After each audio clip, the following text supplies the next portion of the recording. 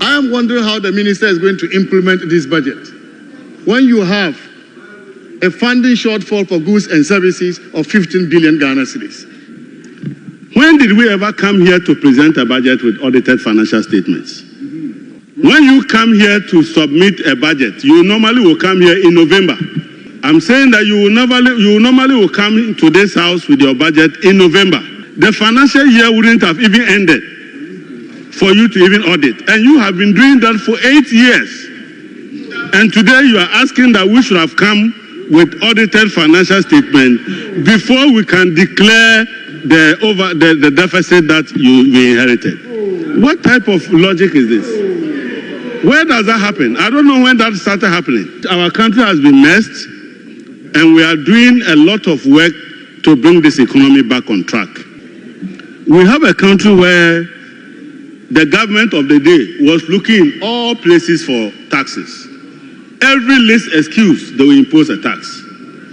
In 2016, this government increased their debt from 2009 to 2016 by 20 billion.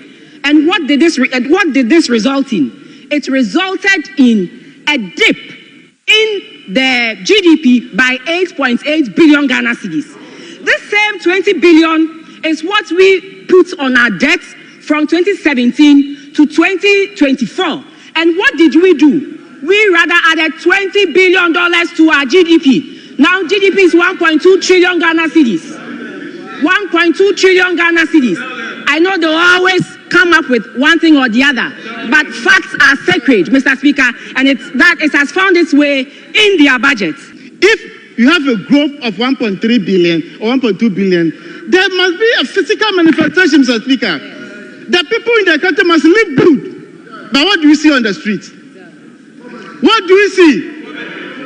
Everywhere poverty.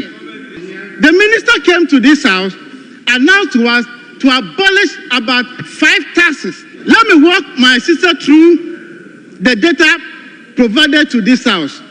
I refer you to table 33, 34, and 35. You grew cocoa sector by negative 22.4. Livestock, NDC did 5.4%, you did 3.5%. Forestry, we did 2.9%, you did 2.5%. Fishing, we did 3.1%. Manufacturing, Mr. Speaker, we did 7.9%, they did 7.8%. Financial and insurance activities, we did 8%, you did 1.5%. This is your scorecard. I'm holding what Dr. Atufo-Aseng came to this August House to present to us. Just an extract. And I'm quoting him. 2025 budget speech presented by Dr. Kaisel Atufo-Aseng, MP, Minister for Finance. Mr. Speaker,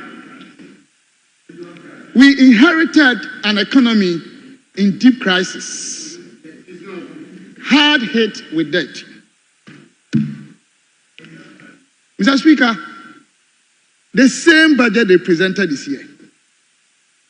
I want each and every one here, Tom, Dick, and Harry, to understand the fact that anybody that concentrates only on the nominal figure when it comes to debt is suffering from unconscious incompetence.